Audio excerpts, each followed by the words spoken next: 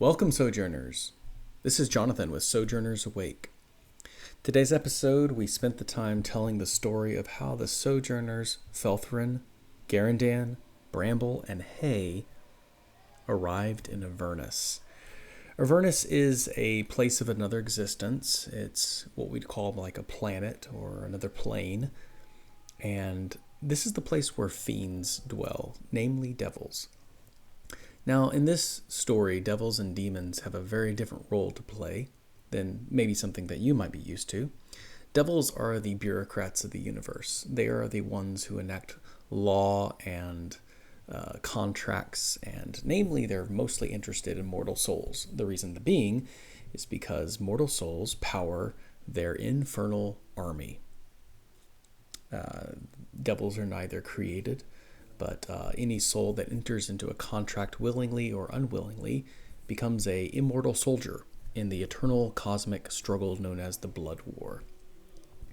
This really represents the power dynamics that exist in our world. This represents the tension between law and chaos, and how humans, how these mortal adventurers, namely the Sojourners, can get involved and protect their home, protect their family from the powers that be that would seek to destroy them.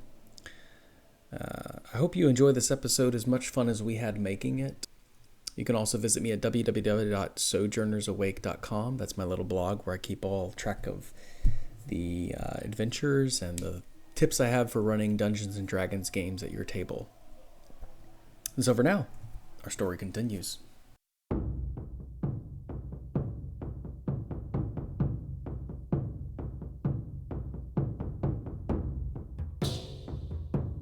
The Sojourners breached the edge of Cryptogarden Forest and discovered a league between the demons emerging from Portal, the Knoll Raiders, and a Drow spellcaster. How could each of these relate to the overall cosmic struggle for power known as the Blood War? Initially, the team set out from Grovelore to discover a loose thread which may lead to the upset of Strength, which led to the rise of Tiamat's power. Although the war on Bonsara was a stalemate, members like Talus of the Celestial Order of the Balance warned against adopting a lax perspective on the mission for conquest. Greater beings than humans longed for the prime property in the universe, namely mortal souls. For mortal souls funded the infernal agencies of Avernus by Zariel's power to push back against the hordes from the abyss. Now caught up in the skirmish of devils and demons, the Sojourners find themselves within a Knoll camp. One after the other they extinguished as they slumbered in their sloth, after gorging themselves on a nearby village. Remnants of the town lay in ruins around the bloated beasts writhing in a stupor. Now nearly all of them lay dead, and quite a disturbance it must have created in the larger world, to lay waste an entire commune of these servants of Yinagu. But what these Sojourners failed to suspect was the Drow elf spellcaster operating within the Knoll camp, obviously undisturbed and obviously searching for something. "Where is it?" he queried. Soon enough, the team set themselves upon him. And so our story continues.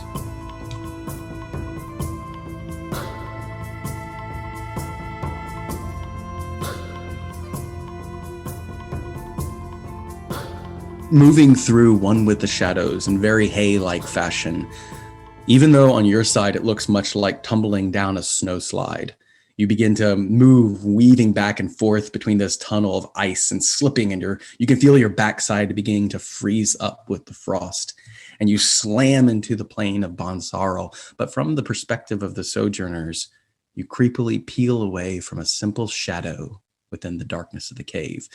And at this point, you're practically one with the shadows, could say.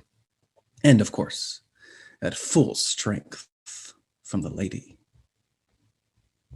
Within the cave, a deep purple light glows, creating just enough visibility to illuminate the expanse of this humble cave. Once the remnant of a bear home, it now serves as a station for a spellcaster, where you see shelves of potions and bags lining the walls. Nearby, there's a table showing a sort of game, holding up figurines and characters, along a two-dimensional map of a foreign land. And within the corner of the cave sleeps a large brown bear. Her soft snores wash over the haunting silence of this domain. And the spellcaster stands before you now, a dagger in one hand and a circlet in the other.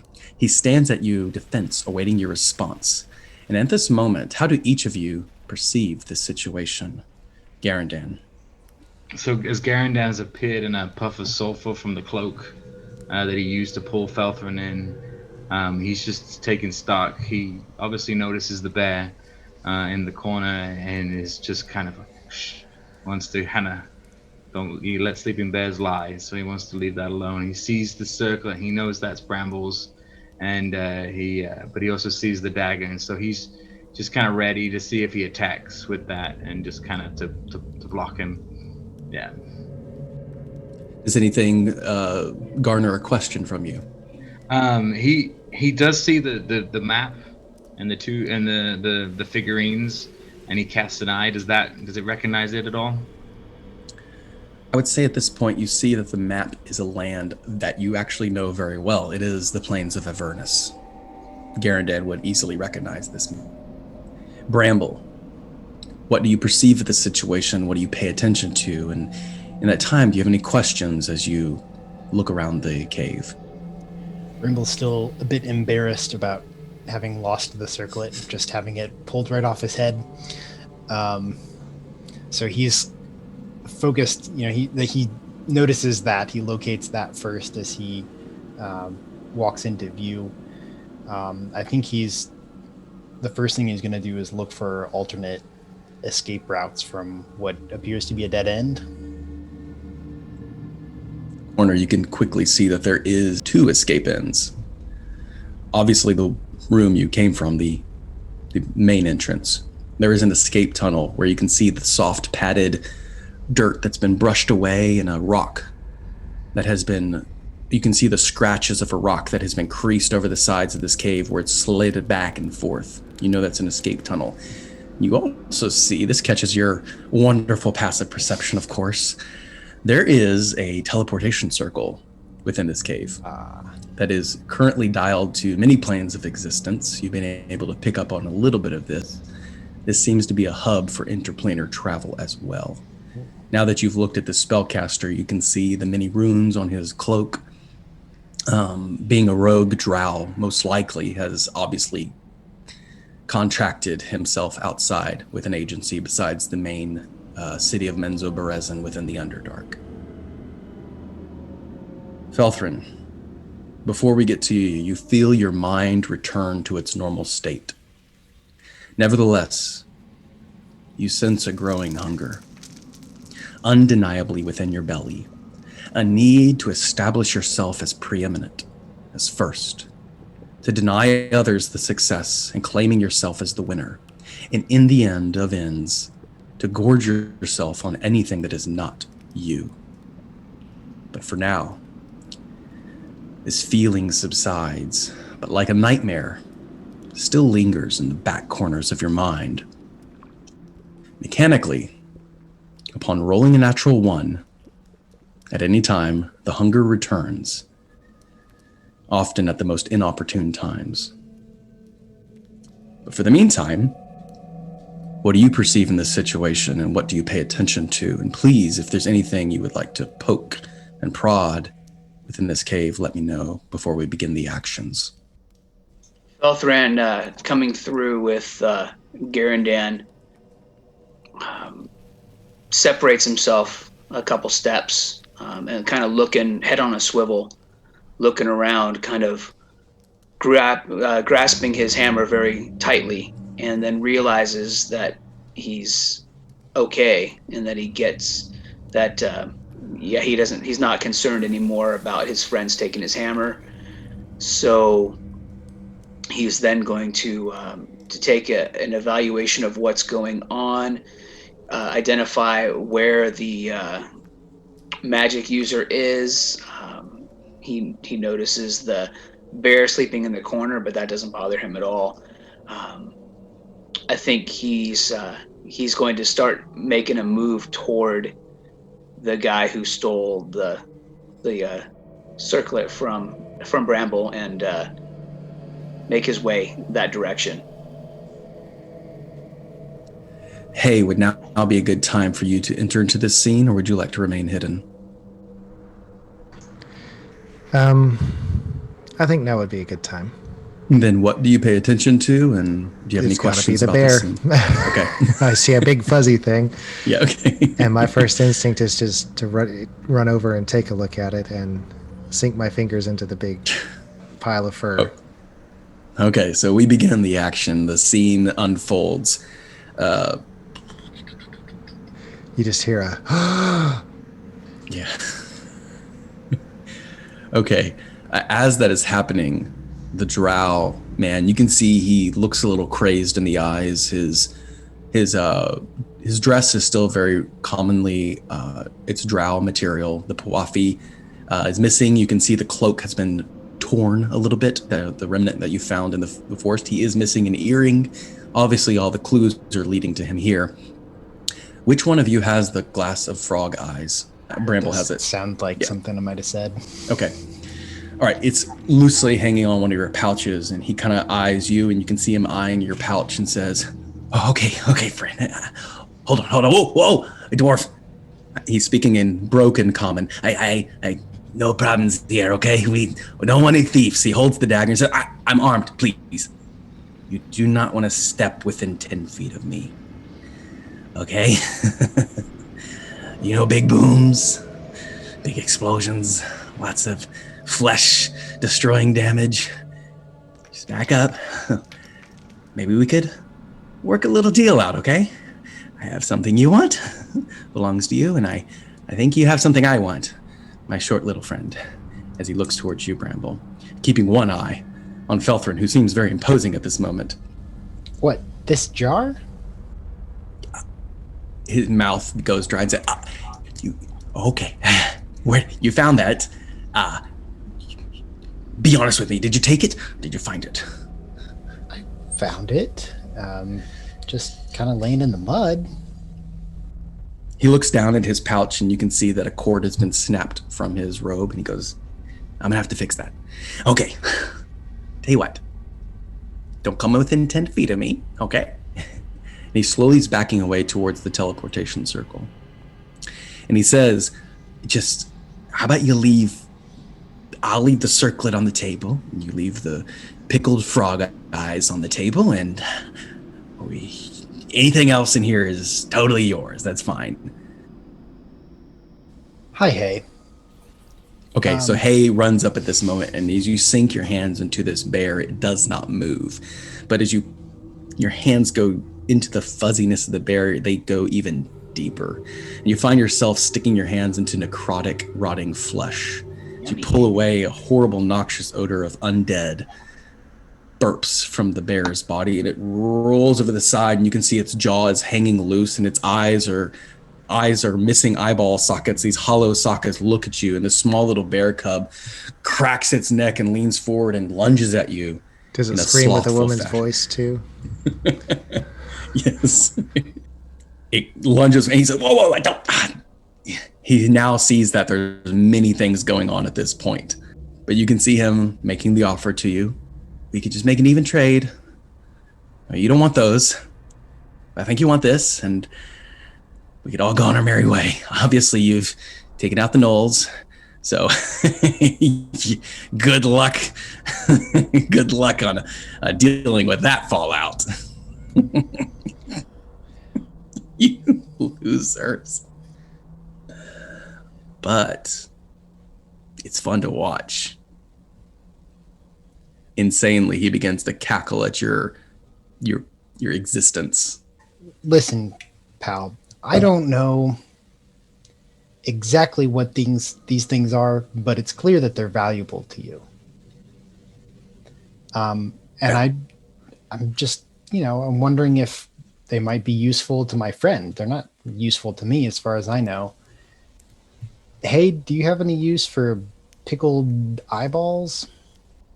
I'm too busy gagging to respond. Oh, okay.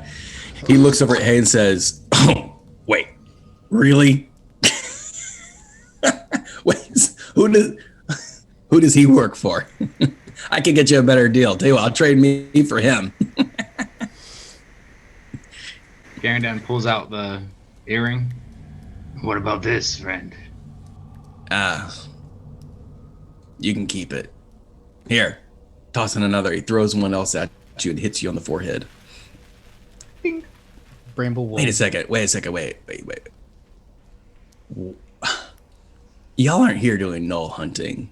He begins to insightfully look around, and then you feel like something begin to probe your thoughts, reaching for information. Bramble, make a wisdom saving throw. 9. He cheats and begins to access the reason you're here. I think very quickly he can gather that you've been searching for demon portals, and he says, "Oh yeah, that was me. Okay, yeah, creating chaos in the world, bringing in demons. Yeah, totally me. But you're not working for Yinagu, are you?" Not at all. Not a null at all. And you, my friend, he looks to Felthrin. You've seen the light, haven't you? I recognize the hunger. Once you go, it can't go back. Tell you what, we can work together on this. Leave your friend retching in the corner, and I could be your spellcaster. I'll keep a hold of the circlet, you keep a hold of the frog eyes. It's one option. We can go on a little delivery mission and get these spell components to the person that wants them the most. And I got news for you, short stack, it's not me. Bramble will glance to Felthrin and Garandan like, this guy? What do you think? With a glance. I think he talks too much. Then we've had enough crazy drows in our life. All right, Bramble will set the jar on its side, assuming that it's securely lidded, and indicate that he will roll it. If he, once he sets the circlet down, he will roll it to it. He sets the circlet on the game table, and once he has the frog eyes, he says, "Okay, so we're not making a deal, huh? You're just gonna let me go?" Good riddance. Yeah, okay, well, he looks around his room and says, "I don't like this place anyway." He begins to walk backwards, slowly, towards the teleportation circle. He says, "Don't mind me, I'm just packing for a journey." And with one eye open, he looks up at you very cautiously and begins to trace the sigils to another plane. For about the next 5 to 10 minutes, he begins working on this, and not even turning his back to you, but just reaching behind the sigil and just keeping one eye on each of you.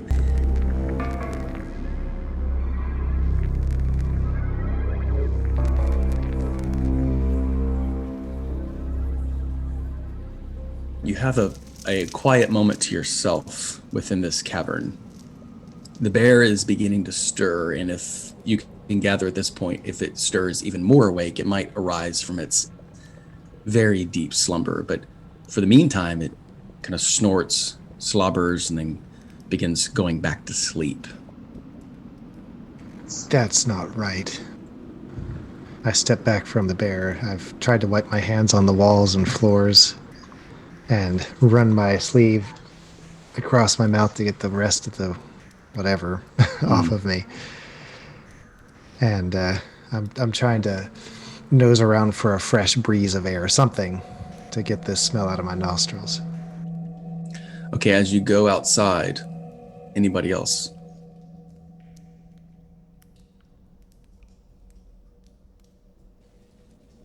I guess Velthron's just going to let him go.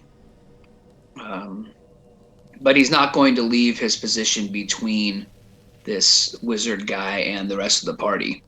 He's going to just kind of stand there like, if this guy decides to do something stupid, he'll be there to smack him.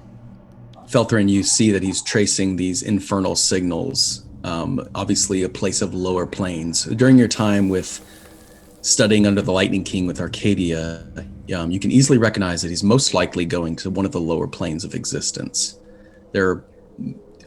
There may be a few, Avernus, the Nine Hells being one of them.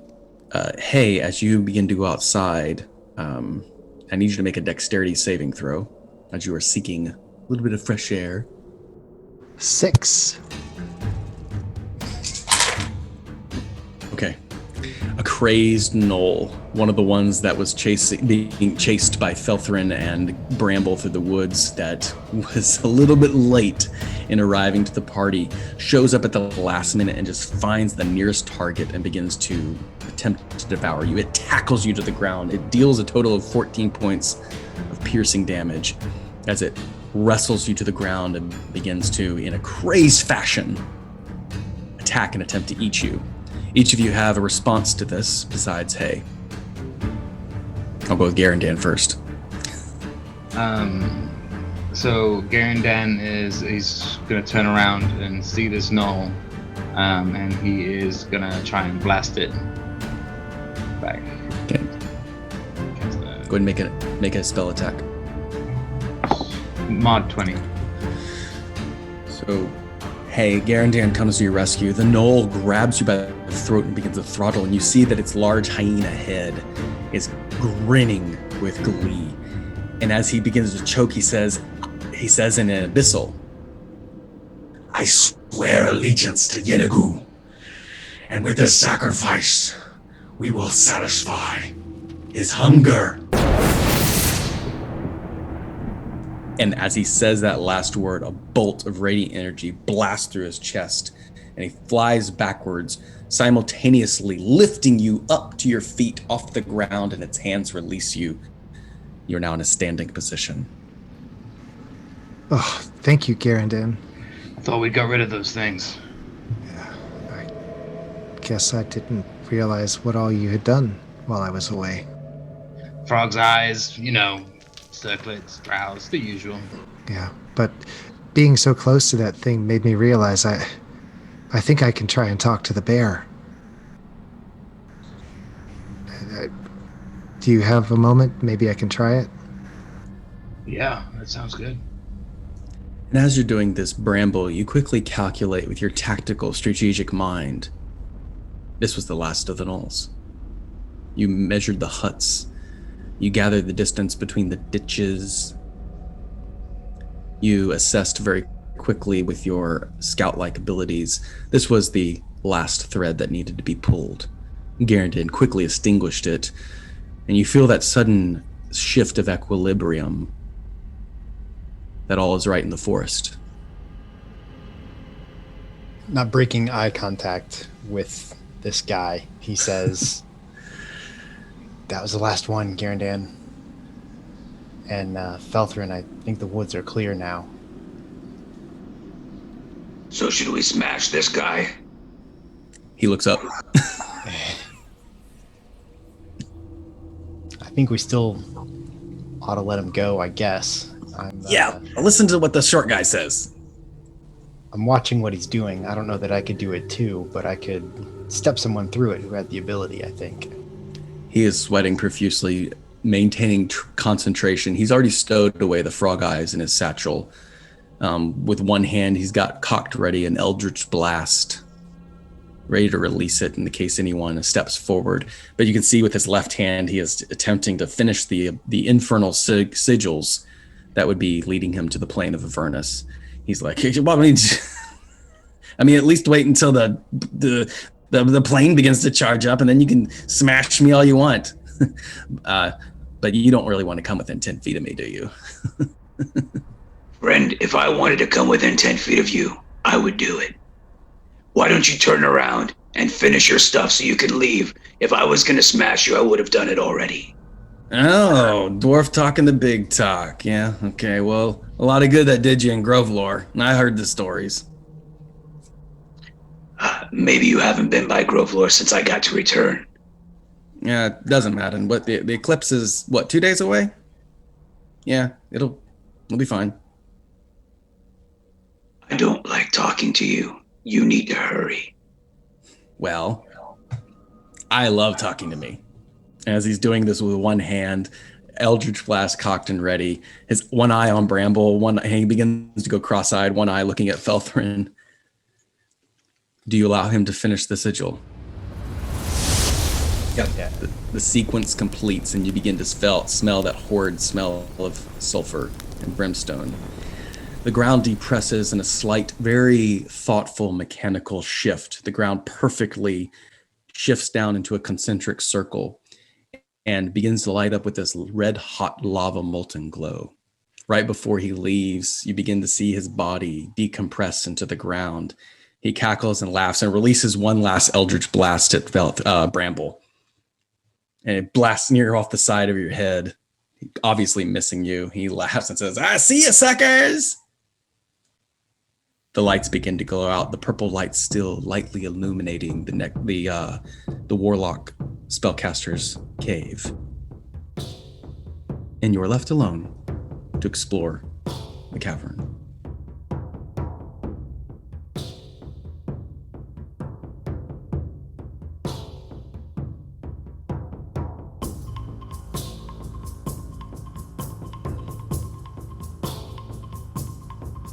Garandan, after a moment of silence, what do you choose to do with this time? He's intrigued by what Hay wants to do with this bear. And but at the same time, as he's walking past that desk with the map and the 2D characters, it catches his eye, and so he's gonna kind of go there and have a look. To anyone really who can see the game table, you see that it is a plane of Avernus. There are obvious creatures that look very abyssal and corrupted, like demonic hordes, kind of clumped together. And there is a couple towers along a large black river that are being strategically defended by a group of armed militant legionnaires known as the Hellspawn. But something interesting that you've never seen, Garandan, is a large gargantuan, I'd say behemoth, the fat slug that is creeping along the plains of Avernus. And the artist has very thoughtfully put a small little snail trail to track its progress from one side of the plain to the other. You can see at this point it's about halfway to the large tower along the river Styx. But while you're doing that, hey, you begin to accomplish something with the bear, and Felthrin, I assume you're keeping somewhat of a guard set out. I think Felthrin would move, seeing the bear as the only potential threat, he would move somewhere closer to the bear, between the bear and Garandan at the desk. Brimble will move over to the map of Avernus. He's probably seen a map of Avernus before in some book somewhere, but he's going to take this one. Very well. It is a map of Avernus that you've seen before is more of a conceptual map. There's no distance, there's no miles, there's no north, south, east, or west. One of the plagues of Avernus, as it were. But this one, very conceptual. You can see there are quite a few outlined, detailed locations that you can retrieve for future knowledge. One of them being the Stygian docks where the tower is being attacked. And one of them is it looks like a scarab beetle standing upright on its hind legs, and in its pincers grasps a crystal ball. That crystal ball has been shattered into glass along the table, and the scarab beetle knocked over, and there's a horde of demons on top of it. You can assume this was the burning beacon that Talus told you about. The burning beacon being a source of radiant energy, destroying any fiend within its presence. The devils, being smart enough to keep away from it, know to lure demons into this zapper trap, extinguishing them at the right amount of time. For as long as the Battle of the Blood War has continued, the devils have used this to their advantage. This must be what Talus was speaking of that has given the demons such an advantage in the Blood War. Hey, you approach the bear with your comrades at your side. What do you intend to do? Touching the bear. Obviously, it was a sickening experience because of the nature of it, but there was a flash of comprehension as well, and so he's going to use for the first time his eldritch invocation of beast speech, and so he's able to cast speak with animals at will without using a slot. And so he is going to take a little bit of the fur and touch it to his tongue, and then growl. and basically communicate with the bear through the power of this spell. Who has done this to you, Brother Bear? In bear speech, you begin to hear a group of words that sound like someone is speaking backwards.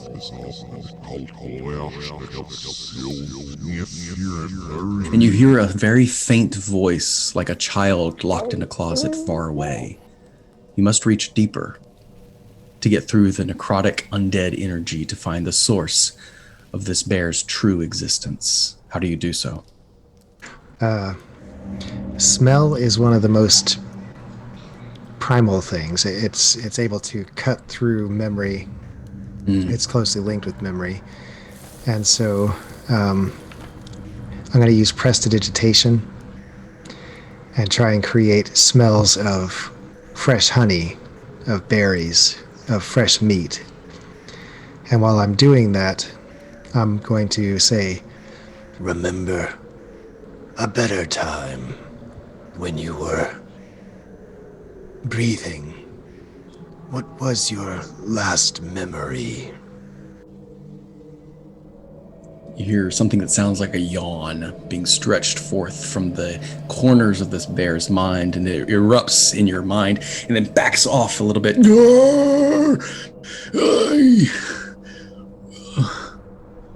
Drow elf did this. Slave took my home. Can we help you? Oh, want to become one with nature again. This tension is unbearable. This state of limbo, this undeath is constant cacophony of sound and smell, and need relief. Bring me to life or bring me to death. What more would you ask of me, friend? Nothing but for you to have peace. Do you wish death? I wish for relief. Bring me life or bring me death. This undeath is like scraping of nails against stone. This undeath is like the color, the blinding light that will not let up.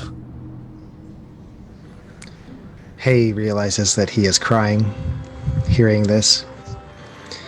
And so he begins to stroke the bear, scratching behind the ears, down the back, feeling the rough pelt beneath his hands. And he begins to hum. It's a tune that perhaps he heard as a child before he began to have memories. But he sits on his knees and he rocks back and forth as he strokes. And Garandan, you see all this take place. How do you participate? I hear the growling and the Hayes face just fall down, and just sorrow and everything coming out of him. And I move away from the map and see Bramble pick it up, and I walk over and, hey, are you okay? I'm going to say that I'm unresponsive. I'm lost in the song and in the communication with the bear. And upon looking a little closer and just seeing kind of the back and forth and that woeful, I'm grabbing my shield, touching my holy symbol, and noticing that he's just necrotic and dead, and seeing that he wants to return to the earth and to nature. He's saying a prayer. Moradin, accept this, your creature of this plane, and he's gonna let the light just shine out and destroy undead. Just on this, and he just, it's like a breath of fresh air again. Indeed it is, and you begin to, from the very corners of the cavern, radiant light flows through you, Garandan. With one hand on Hay, comforting the beast, and another hand on the bear, releasing it from its undead servitude. Its flesh begins to rot and finally decay. The bear's body returns to its natural form. And hey, you've never felt this before, but you sense a transference of soul. It's like a resting flood of water that moves through your chest and out your fingertips and escapes like air through a vacuum outside the cave, releasing and dispersing itself into the natural world once again, leaving behind only a faint echo of the bear's voice and smell and sound, and you sense that its energy has returned to the earth, and the body begins to naturally decompose. And as that happens, the humming and the crying stops. I still have tears on my face, still streaming, but I feel better.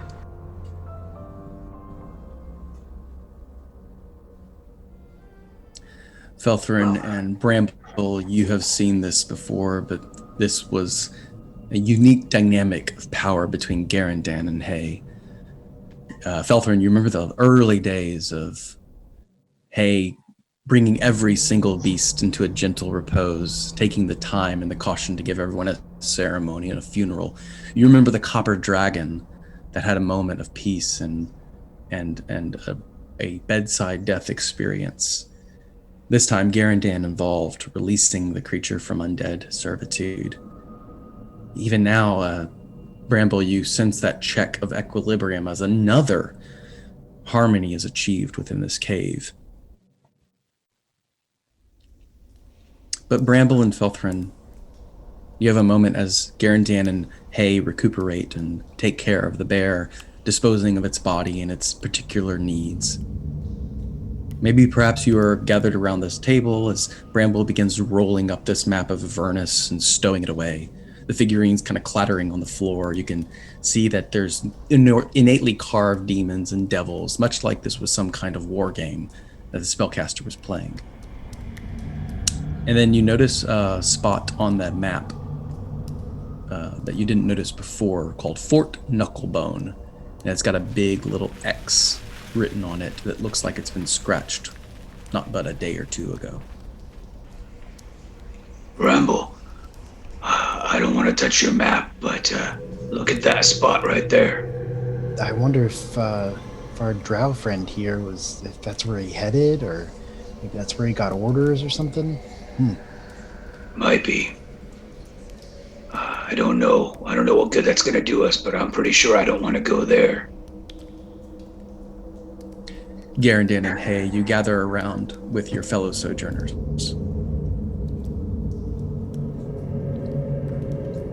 If there's nothing else we see in this cave that's useful to us, we should probably get moving back to the cart and continuing on our way. Is there on the map, perchance, any mapping of the stars or anything like that? He mentioned briefly the eclipse in 2 days. Has he charted that on the map somewhere with any indication, or in some other literature around? Help me understand what Bramble is attempting to piece together. What is going to happen in this eclipse in 2 days? Okay. Go ahead and make a nature check. 13. It's hard to tell. Within your own mind, you would be unable to guess what this means. It still remains a riddle. Nevertheless, he said it with a sense of inevitability, a little bit of playful fun, but gathering what he's done to this bear, the company that he was keeping with these gnolls, the way he spoke of never coming back from the hunger, looking at Felthrin in a crazed manner. Clearly this drow is deranged and beyond redemption. You can only guess that something is very bad going to happen within 2 days. Bramble will mention that everyone heard it, but he's been sort of mulling it over. He says, so our drow friend here, I say, mentioned something about this eclipse. I wonder if Yinagu is going to come, or a bunch of portals are going to be open. I wonder if this is something we should prevent or defend against. Or maybe it's not really relevant to us at all. So with this puzzle, as Bramble begins to remind you of the Rye comment the Drow spellcaster mentioned, each of you now remember this, but I'm curious as to how your character would begin to put this puzzle piece together. With what Bramble said, Garridan, what would you respond? So with what Bramble said, as it triggers his brain, that he was also talking about the fact that we'd taken out the gnolls and that mess that was going to leave. And so he's kind of thinking, is there some disturbance to the balance after talking with Talos that's going on here? And he's going to be racking his brain for eclipses and like religions and what he knows about the demon realm to kind of find out what that might mean. I can let you make a religion check then. Good, I have proficiency. Yeah. Hey, and Felthrin, did you want to contribute to this puzzle, or how are you contributing, I should ask? The easy answer is Hay is not. He's still in a haze, both from the bear and from being with the lady, so he is just in his own little world. Yeah. Beltharan is trying to decide if there's something he's looking for the next direct course of action. So if there's nothing tangible that he can come up with about, what all these things the Drow said, then he's going to be single-minded to getting back to the task of getting to the cart and then moving on to whatever our next task was. I don't remember what it was now, but... Felthrin, I think you would sense the most tactical thing would be to look at the map. I think Felthrin would be looking for hard evidence, and there's nothing more concrete than a map.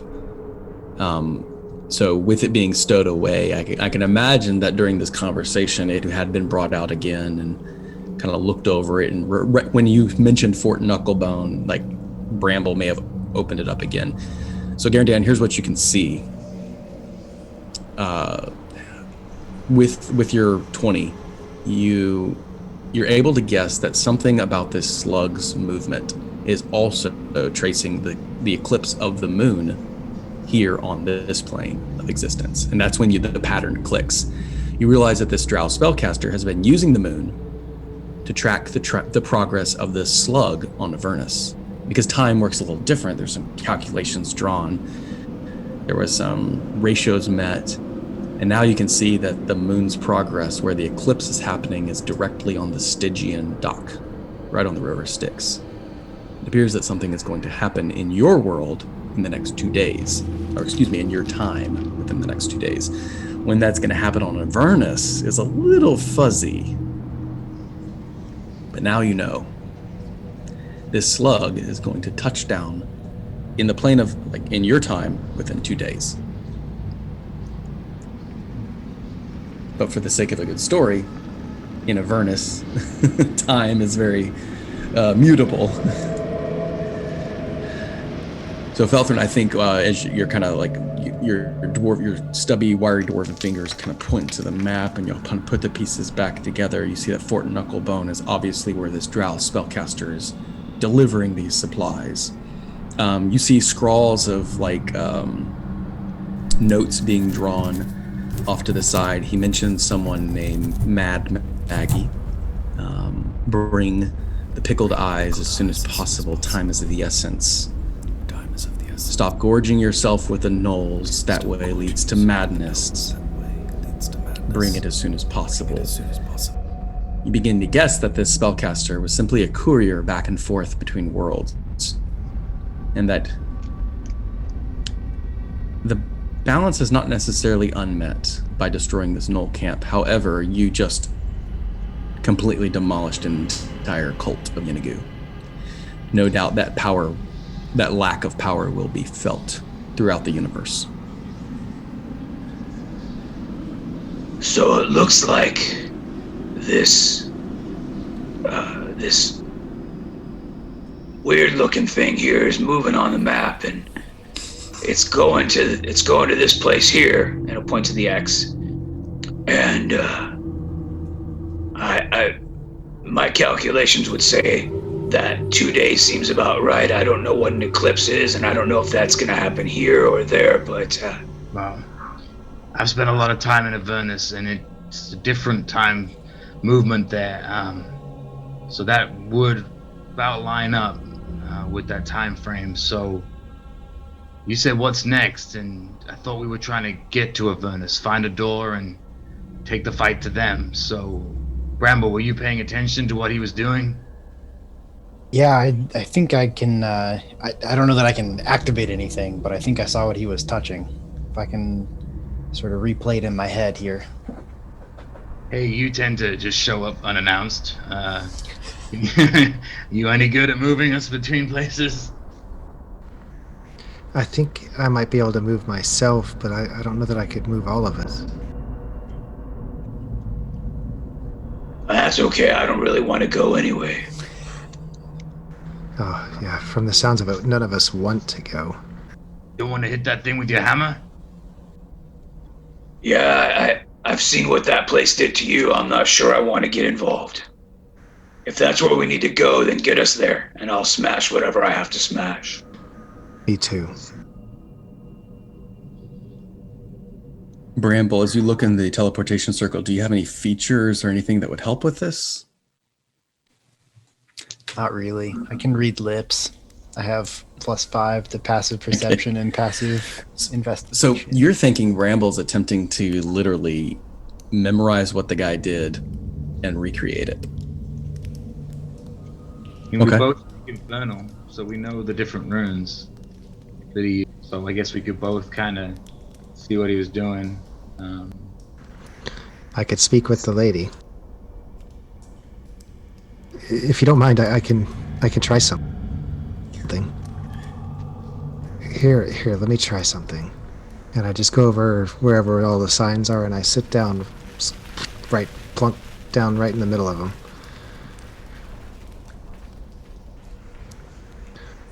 Great lady, I don't know how to ask this because this is all new to me, but I know you have great power.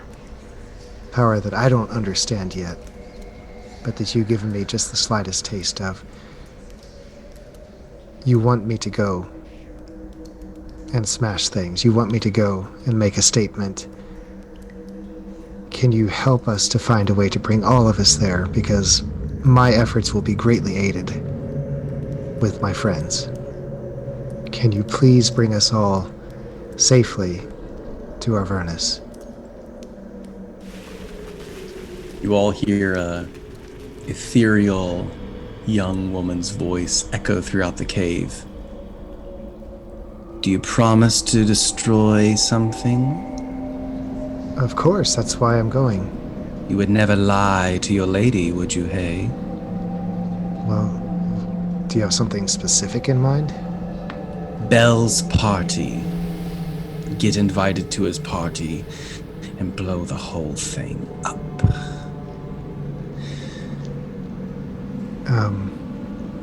Okay. Garandan, this would ring a bell with you. Bell is a former general in Avernus and throws these lavish parties.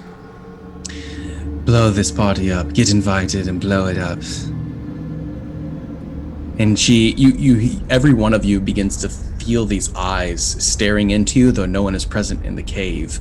You sense these icy cold feminine eyes staring deep into your soul, and she says to you,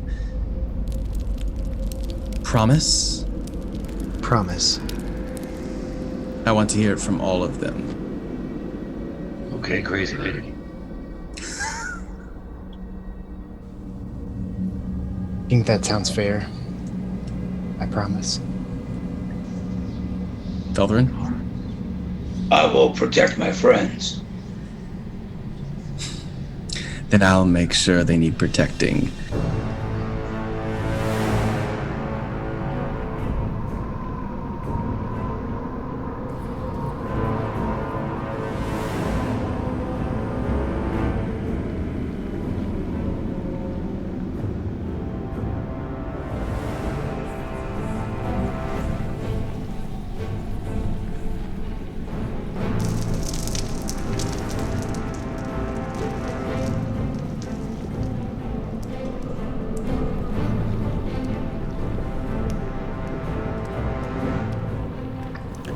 And so for now, our story concludes.